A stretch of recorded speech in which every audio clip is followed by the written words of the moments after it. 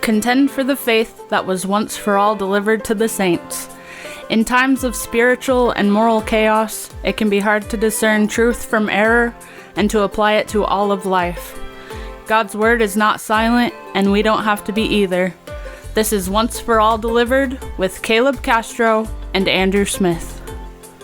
Hello there, OFAD lads and lasses. Now, this is actually our second take here. I made a little mistake and I forgot to hit record. So we're going to repeat all of our jokes that we made the first time when I didn't record. And they're going to sound very rehearsed and inorganic. We made a joke, first of all, about lads and lasses, that it is a Presbyterian statement. That's something that the Scottish people say. By we mean you. That's right. Yeah, no, speaking of lads and lasses, I think this is the first time I've ever called our listeners lads and lasses, because usually it's Andrew that says these things. So, except now it's the second time, because this is our second take of going through this. That's right. And the long story short, to spare you our jokes, I guess when I do the introduction, I'll go from the Dutch and continental side and call you OFAD Volken, the youngins and meisjes. So, hi. I'm your co-host, Caleb Castro. And I am also your co-host, Andrew Smith. We're here today because of the Pope. Yeah. It's time again to check in on our favorite Antichrist and man of sin and son of perdition that exalteth himself in the church against Christ and all that is called God. That is called the Westminster Confession of Faith in its original form. Yep. And it's interesting because the Pope actually hasn't changed very much. We like to think he has, but as we'll see today, there's not a whole big difference with popes of the past, right, Andrew? Yeah, which actually the Westminster Confession has now changed. You'll notice if you are a member of the PCA or OPC, your confession doesn't say that anymore. That was one of the American revisions that was scrubbed in the late 18th century when the American Presbyterian Church was formed. But just like to say, just because we do not as a point of doctrine any longer confess that the Pope is Antichrist, doesn't mean that the Pope has stopped being Antichrist. It doesn't mean he isn't. It doesn't say that he's not, right?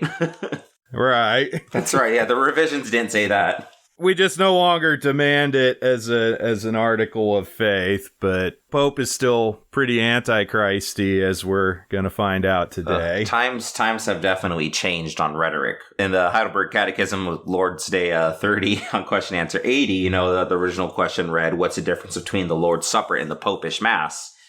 Which goes on to speak about it being, an abomination, a curse of idolatry. That was changed recently to now it's Romish, the Roman Catholic Mass. But it doesn't quite have the same zing as calling something a Popish Mass. Yeah. It's classic. Anyways, well, we're not here to complain about that or talk about the pros and cons in the language of confessions, but we are here to talk about the Pope. And yeah, the Pope's been making some headlines recently. Yeah. Seems like the papacy is so back. The papacy is so back. Is that what we're calling this episode? It might well be. It might well be. Episode. You know what? Let's go back to the beginning, though. Before we get to some of the current events, let's talk a little bit about how the papacy came to be. I mean, it's a pretty long story. It's about 1,100 years of history before you really started to hit the height of papal power.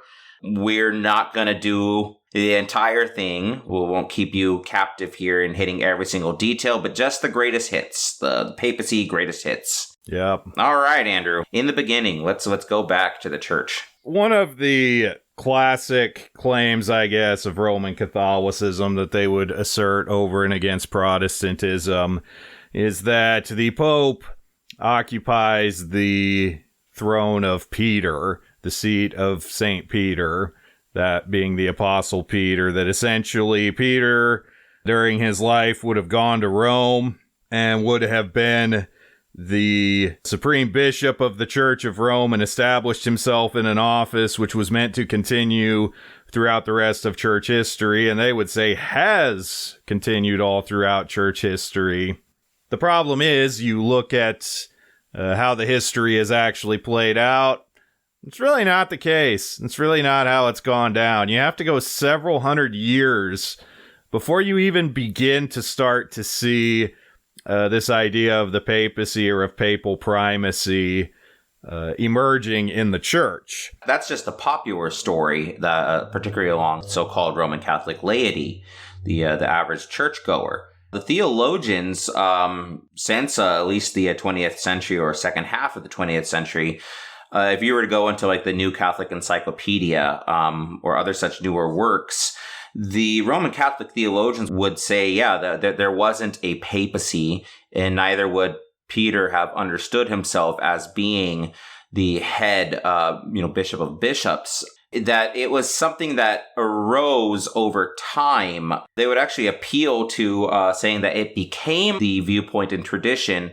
several hundred years later. What they have in their system of doctrine is basically when a tradition can develop, they'll say, okay, well, there's that tradition. We can now point back in scripture. We can now point back in church history and say, well, the teaching was really there all along. It just didn't develop into practice until later. So the concept through Matthew 16 with the keys of the kingdom and going to Peter himself would not have understood himself as bishop of bishops. Neither did others for a couple hundred years, but it became a realization later and could be read back into time. Although that's not to say that this was even as it developed these hundreds of years later, that it was not a contested claim. Right. Because you got to realize, while there was the Bishop of Rome and the Western Church was largely centered in and around Rome, there were rival claims to this preeminency among bishops. So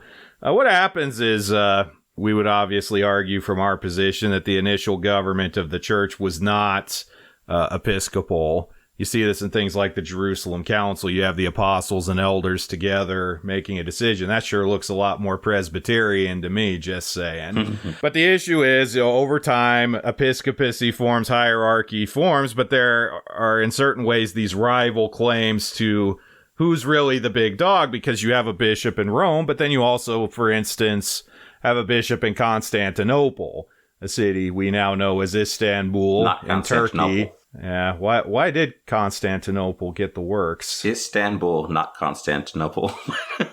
Well, that's nobody's business but the Turks. Thank you, Schoolhouse Rock.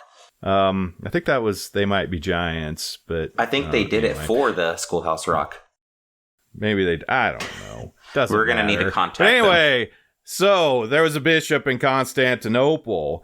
There was rival claims of patriarchy in other parts of the church, in Antioch, in Jerusalem, in Moscow later, as the Russian Orthodox Church begins to emerge. Not Idaho. Yeah. Which actually I think I pronounced, because in Russia it's Moscow, but in Idaho it's Moscow. You pronounced it as Idaho, yeah. The locals will tell you. I have a sister that's lived near Moscow, Idaho for several years, and so she's always quick to correct that. But anyway, beside the point. So you have these rival bishops that are over large portions of the church, particularly in the Eastern Church. And really one of the key points of division and separation between the Eastern Church and the Western Church would be over this issue of papal primacy. The Bishop of Rome, as the papacy emerged, wanted to rule it all. And the East was like, hey, wait a minute, we got our own stuff and our own bishops over here, and we think we just have just as legitimate of a claim to ruling over it as you do. Yeah. Perhaps an oversimplification, but kind of how things shook out. This large overhead of a slow seizing of power over, like we said, roughly 900 to 1100 years. That's largely tied to geography, though, and going further back with what Andrew said, that, the original form of church government is presbyterial, meaning elder-run, right? You can find in Scripture, you look at Acts 20, verses 17, 18, and 28, 1 Peter 5, 1-2, and so on. You see a clear interchange of the term for elder and the term for bishop.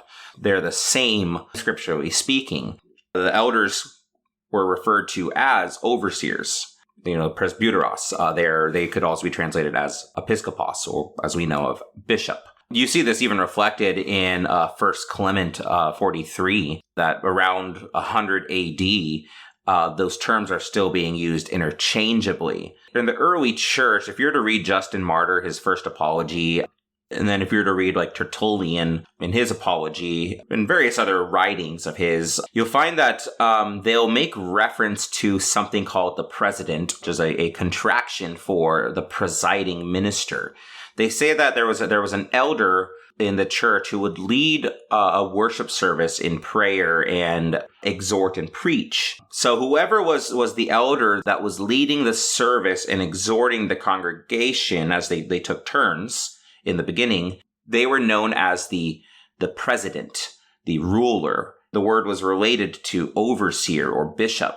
Typically, this was the pastor of the congregation, the presbyter of the congregation, but not everybody had a very well-trained or devoted pastor in the congregation. You know, you didn't always have a minister available. So the elders did take turns exhorting. This is all recorded up until 155 AD, and even going towards the end of that 2nd century, as Tertullian is talking about. This is the case that these words are being used. But, you know, around this time as well, that there was some heresies that were really developing. They would eventually culminate in things like Arianism and Apollinarianism, in Docetism, you know, basically all these Trinitarian and Christological heresies that had to do with the two natures of Christ and whether he's the Son of God for eternity, whether he was an adopted creature. Heresies were coming up, and so there became a bigger and bigger need to have a trained, ordained minister that was the one preaching to the congregation. Actually, several of the heretics that arose in the early church, they were elders and not ministers. The president was also the presiding minister. This was also referred to as not just the one that would lead in a worship assembly, but also the one who would lead church meetings or council meetings, a local congregation's group of elders coming together. So the president was the one who would, as we might say in the modern period, who would chair the meeting, or who would be the chairman of a consistory or a moderator of a session. Of course, according to Robert's Rules of Order. Just kidding. Those didn't come till later. Point of order. This doesn't mean that it was actually the minister at first that was presiding over these meetings. It could have been, like I said, whoever was kind of in charge of the meetings was referred to as the presiding minister. So it could have been an elder as well.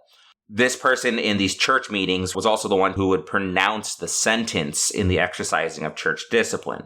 Now, so again, normally this was a minister, but elders did sometimes lead these meetings, competent elders, or where a minister was unavailable, or what we would call the minister. We see then that whether in the pulpit or council, whoever was presiding the gathering in behalf of the church was president and regarded as the first among equals, as Tertullian would say.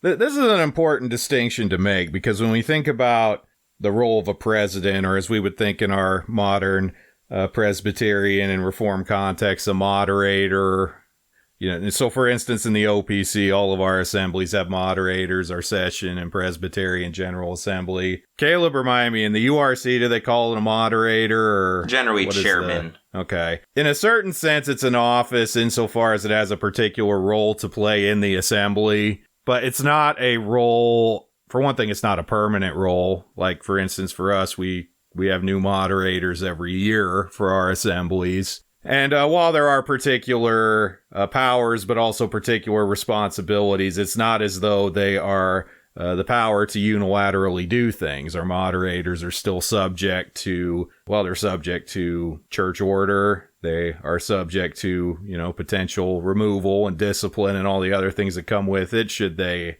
err, should they go wayward. They're not given this power to lord it over. Uh-huh. They're not given this power to dominate and to basically be able to tell everybody else what to do. There's a mutual accountability there. That's what we were saying with that phrase, first among equals. Someone who, is recognized in the sense of being appointed in a place of leadership, in this case, over the assembly of the group of elders in a congregation, or over the congregation itself in its public worship. Well, in addition, elders from several congregations in the surrounding areas will send delegates to meet with each other. And a man among these group of elders from these various congregations would be chosen to preside over that meeting. Now, think back to this period, though. We're talking somewhere in the 2nd century. By already 168 AD, according to Theophilus, there were already some first among equals who were gaining a lot of influence and power. And just think of it in a practical and logical sense. If you're a Presbyterian or Reformed, like Andrew said, you guys change, you said, moderator every year or so. But that doesn't mean that the same person can't become a moderator again a couple years later. Or for us, sometimes you could get the same chairman in a synod several years in a row, simply because it's someone who's recognized as being really good in keeping order, someone who's trustworthy to lead in the assembly, right? So prominent individuals, certain who are like, go-to guys in your presbytery, go-to guys in a classis. I need help with this, and this matter or something like that. Who should I call? Who should I talk with? Okay, well, everybody knows that Reverend such and such is like the church order guru, or the theology expert, right? So there's go-to guys with certain skills, and those might become very prominent guys in the denomination as a whole. Well, now go back to the early church where there's a shortage of actual ministers. Guys that are able to devote themselves to a full-time ministry in the church, who are educated and versed, in the languages, people who could aptly preach. And bear in mind that this is in a time in the early church where the church does not yet have any formal civil recognition. In many places, the practice of Christianity, the observance of it is illegal.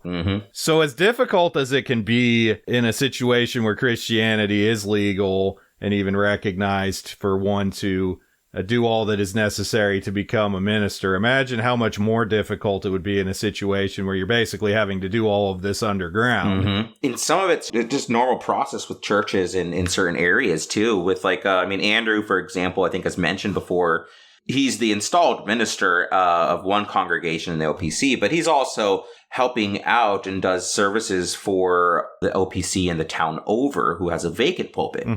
Yeah. So it's not unheard of, but especially in the time where, you have persecution and then there's no cars or anything like that or trains to take you in between these towns. Well, then as the church is growing, as you have more converts from Judaism and from paganism, the church is spreading and growing. You have congregations in these various towns that don't have ordained ministers. This then requires the president or the minister of the nearest large city, right? Urban areas usually have more congregants, and they'll tend to be the ones that first get ministers, generally, even to this day. The minister or president of the nearest large city would help oversee several local congregations at a time, all the other little village churches in the surrounding area. Eventually, this person would become known, this overseer, this trustworthy pastor who's helping oversee various villages outside the city. He became known as a metropolitan. Rome was one of these cities where its minister, its overseer, or its metropolitan was overseeing various congregations. And he had a name, this metropolitan. He was referred to as Il Papa, or the Father. This practice would also be picked up in, Greek areas too. Constantinople, the metropolitan of that city and the surrounding areas was called Patriarch, from pater, literally father. Which it is fascinating that, given that Jesus said, let no man call you father. I was just going to say the same thing. Title that all of these guys in all of these places gravitated towards. It's like that's exactly the thing you were not supposed to do, and it's what they did. Yeah, so you can see how that could develop, where it's a not excusing it. It's against Scripture. It's against Christ. But you can see how this is developing, where people are wanting to do this, reverential title or something to these leaders. So you have guys in these metropolitan areas that are gaining a lot of influence. And initially not a bad thing because they were trying to help these little village churches in the surrounding area. They were basically the central spot where everyone could go to when they knew they needed help or presiding over an issue, whatever.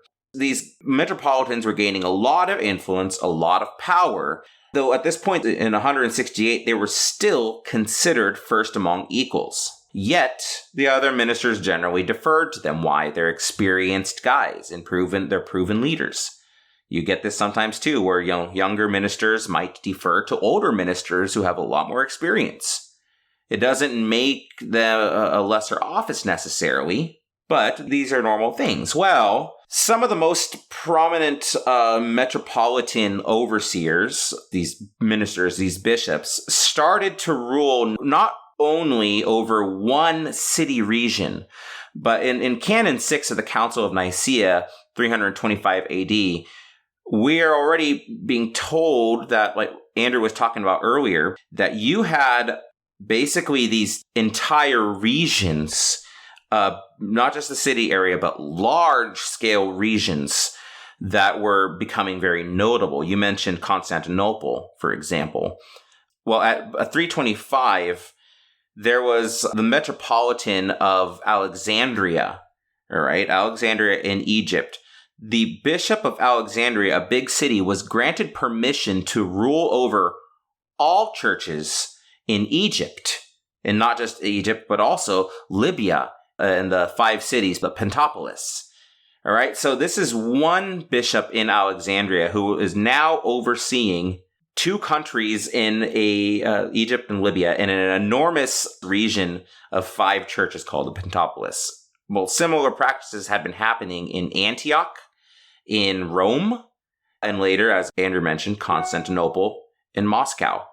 And these leaders in these other towns became known as, again, patriarchs. Yep. So you just see a general growing of power. Andrew said it again, where it's like, yeah, there's a gravitation towards hierarchy. And lest we sit back and say, man, I'm glad we're Protestants so that we don't have this and we don't do this, we must recognize that we are all, in all times and in all ways, inclined towards this hierarchy naturally. Now, this doesn't mean that it's right. It doesn't mean that it's biblical. We've already given some of the reasons why this hierarchy and such is not the biblical form of church government. But let me just toss out a few names. And this is not to offer any particular ideas on these individuals, but I'm just going to toss out a few names of guys in Protestant churches who you can tell clearly they have, in various ways, sort of taken on this power greater than their office. So I think, for instance, of guys like John MacArthur out there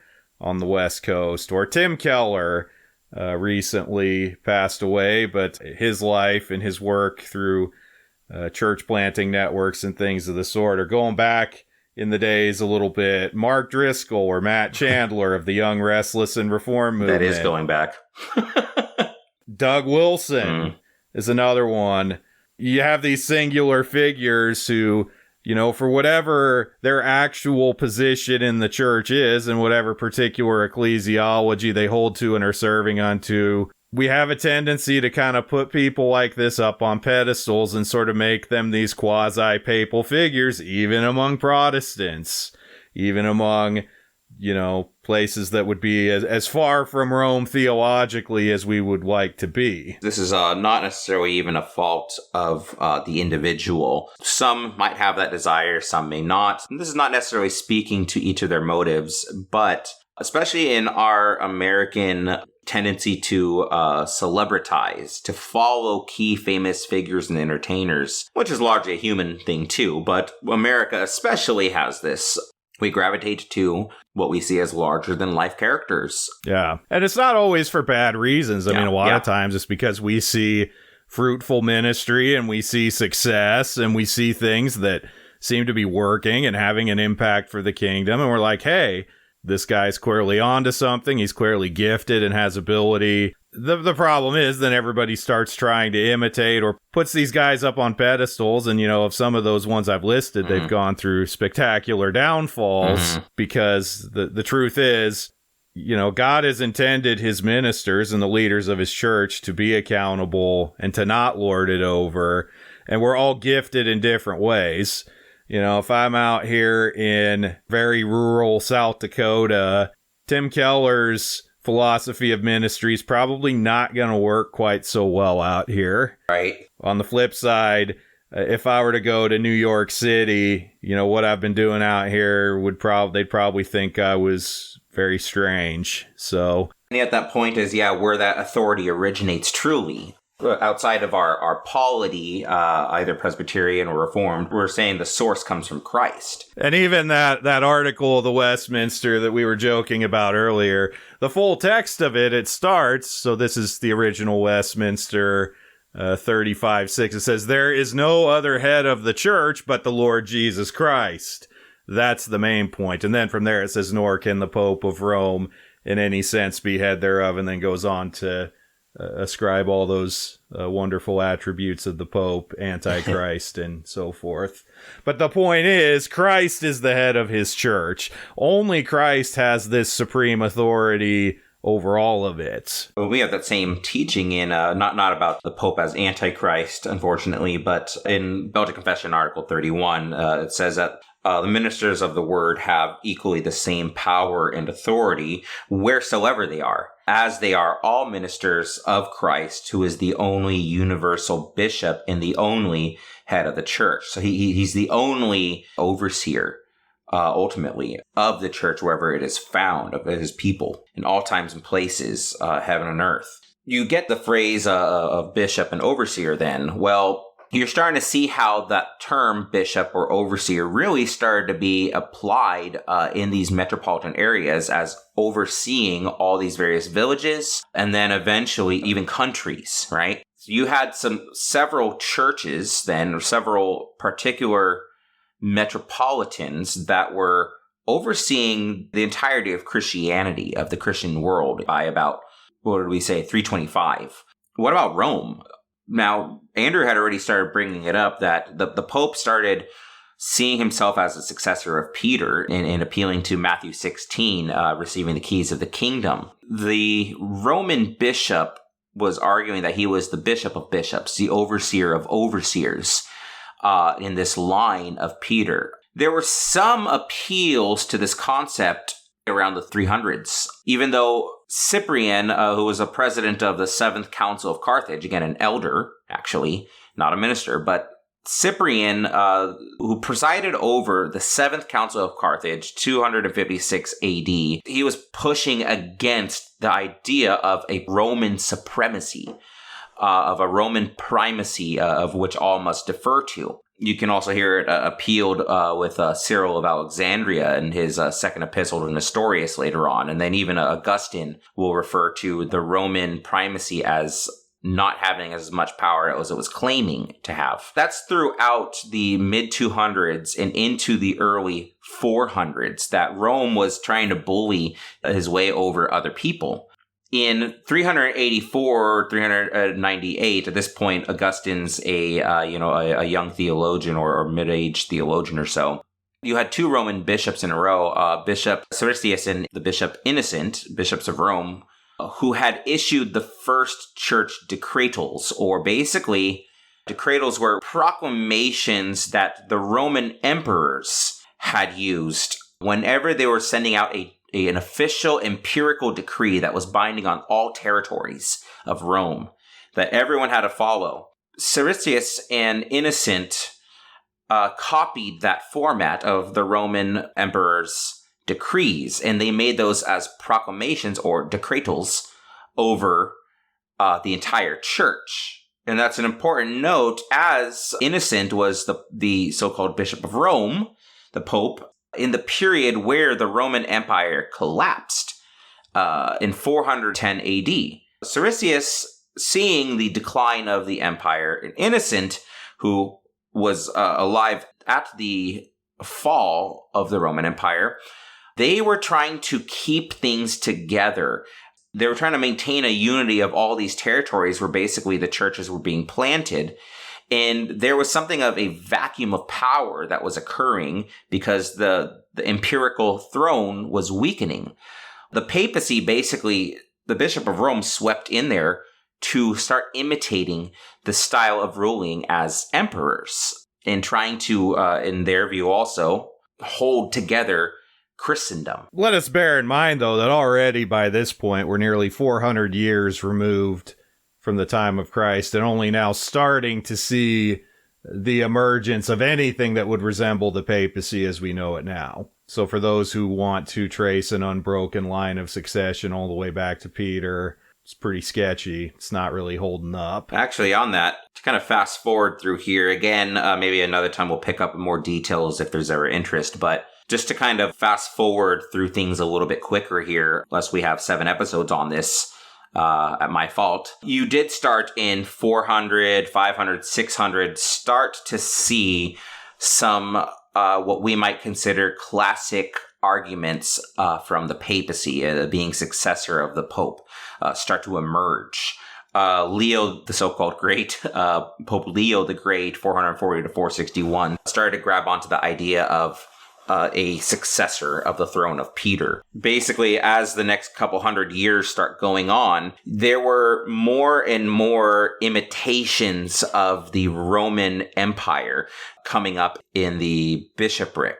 The Roman Church, the Roman bishop starts imitating the emperors, the old glory of the empire, even referring to himself as the Supreme Pontiff, a title for the pagan high priest of Rome's original state religion. You started getting the concepts of vicar, the representative of Christ on earth.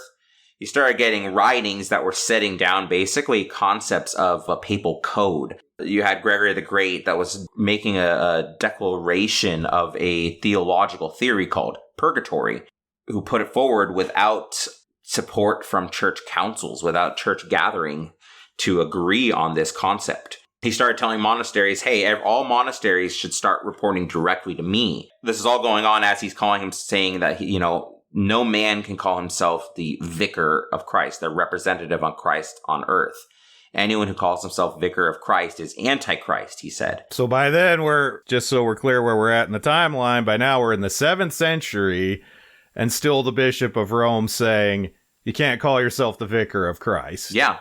So there's still a holdout. 600 over 600 years removed from Christ, and that's still not okay. Well, in 750, you had a huge turn, a huge shift in the events, so to speak. Basically, at 750 AD, a document called the Donation of Constantine appeared, which this claimed that the Emperor Constantine gave Sylvester I, Bishop of Rome, political authority over Rome in the western part of its lands. At this point in time, the Pope solidified its rule over much of central Italy. So expanded beyond Rome, it's basically conquering, through its office, through politics, the nation of Italy. Yep. This document would later be proven to be a forgery in the 16th century by a literary humanist scholar named Lorenzo Valla. He's showing that the words and the concepts that were used in this document were not in existence. They weren't words and concepts that were used at the time of Constantine's life in the 4th century. A key component to the Pope's claim of authority over lands and nations was fraudulence. Turns out, power corrupts, and absolute power corrupts absolutely. Well, the thing is that the damage was already done by so that document came up in 750, I said? Yeah. It wasn't until the early 1500s, like the beginning of the 1500s, that document was proven to be a forgery. That is already basically 750 years. The damage was done. So what you got to realize, too, by the time you get to the time where this is found to be a forgery, the Renaissance is underway, the Reformation is underway. At least Luther in the early Reformation would have been beginning.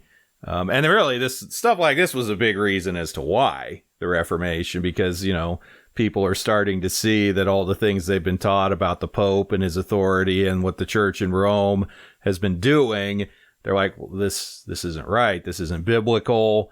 And then even through things like proving the forgery of the donation of Constantine. Not only is it not biblical, but it's not even historical. Andrew actually already mentioned part of like one of the biggest reasons the papacy came to power. In the 750-year period between the donation of Constantine appearing and the proving of it as a forgery, a lot can happen.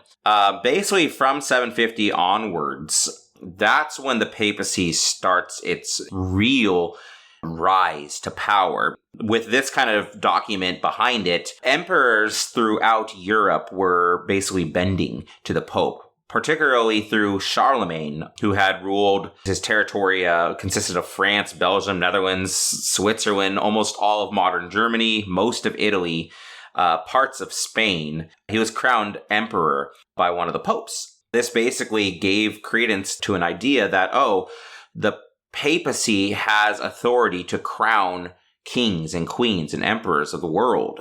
And Charlemagne's ties to the Western Church and to the papacy through this helped to establish all these areas come under the title of the Holy Roman Empire. And over the course of the next several hundred years, very rich and prominent families, seeing that, the Pope has the ability to appoint people to high noble places like kings, like dukes, or whatever, let's cozy up to the Bishop of Rome. Let's cozy up to the church. So families of Germany, Italy, Spain, they started basically investing into the papacy. I won't go through all of them, but there's a large amount of popes from the 11th century onwards.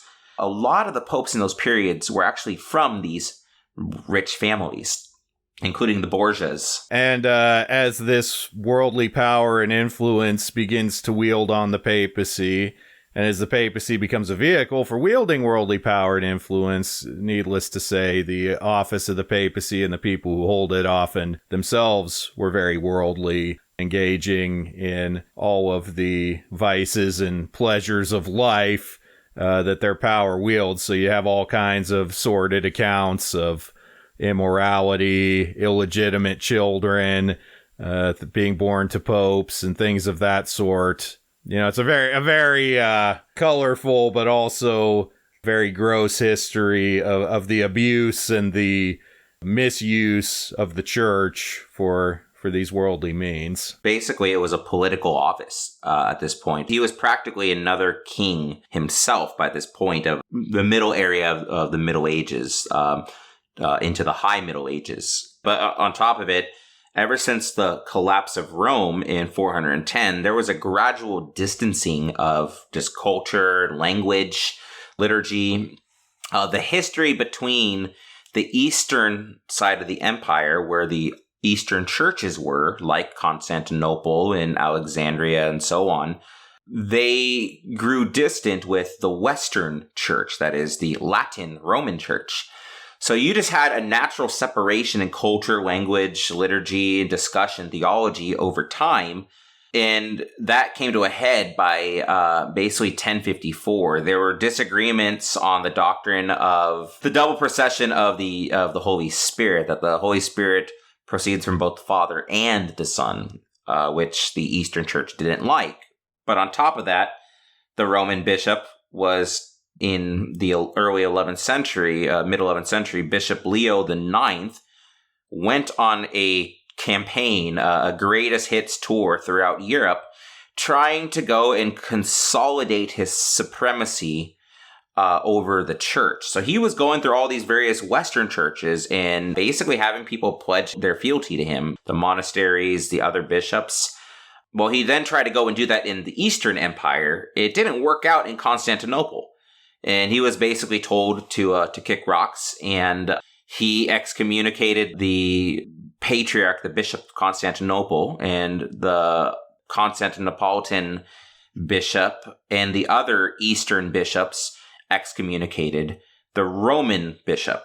So there's the rift now, and that basically allowed for the Pope to now officially go unchallenged ecclesiastically. He was unchallenged, and that didn't always work out well. Like Andrew said, there was a large amount of immorality that started coming up to this time.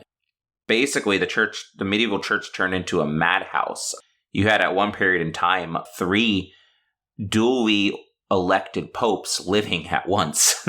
Yep, for a time even you had the papacy was moved to Avignon, which was a city in France, and then that resulted in that there being at one point 3 rival claims to the papacy all at the same time during the 14th and into the 15th century. So you have these rival claims of the papacy, and you have all the various political maneuvering and corruption. The problem is, I mean, these guys are doing this in the church, and it's leading to all kinds of problems like churches being kicked out, people being kicked out, interdicts where the sacraments are basically being wielded as tools for political ends. Basically, you know, we're not going to allow you to get baptized, have the mass, get married, etc., until you fall into line with what we're doing. It really has just become this horribly abusive and corrupt system by this time. And really, this is, by this time, starting to plant the seeds for the Reformation that is to come, because people are starting to see that, you know, this is bad. This is horribly corrupt, and something must be done about it. You were saying basically then that they were wielding excommunication of entire countries as a political tool to make people bow. Yeah, so like if you were in a country and the king of your country does something the Pope doesn't like, he'll put the whole country under an interdict and say, yeah, no sacraments for you. Which the problem is, when you believe what Rome does about the sacraments, that they're necessary for salvation, that's a pretty big club. That's a lot of pressure that's going to put on that country and on its rulers to fall in line. Yeah, so that takes us then closer to what we want to get at now. That was just an overview of the rise of the papacy in a 1500-year period, basically, the first 1500 years from the apostolic church. And that is all the time we have on this week's episode of Once for All Delivered. We hope you learned something. We hope you have enjoyed all of this time we have taken from you, because you're not going to get it back. That's right. It's ours now. It is. But we thank you. If you have any questions, comments, you can reach us the usual ways. ofadpodcast@gmail.com, at ofadpodcast on Facebook, or the artist formerly known as Twitter. And I'm not gonna call it X. You can't make me. Yes, you can also reach us in all of the unordinary ways. We would also accept letters in the form of snail mail. Carrier pigeons. Yeah, carrier pigeons. If you can find a way to get... Pony Express. That would actually be something I would accept that gladly. So you would still have to... Singing telegrams. No singing telegrams. Well, that reminds me of one of my favorite movies, Clue. This is a singing telegram. Yeah, Tim Curry's in it. It's a good movie. I mean, I don't watch movies, but... if I did, that would be one. That's all the time that we have. Heidi, you should take it from here. Thank you for listening to this episode. For the latest news and updates, visit our Substack at onceforalldelivered.com, where you can also support our work with a paid subscription. You can also follow us on social media at OFAD Podcast. If you like what you have heard, leave a 5-star review where you get your podcasts, and spread the word about the show. Once for All Delivered is hosted by Andrew Smith and Caleb Castro, and produced by Andrew and Heidi Smith. A special thank you to our founding members, Eric and Kathy Hepker. We hope you will join us again next time on Once for All Delivered.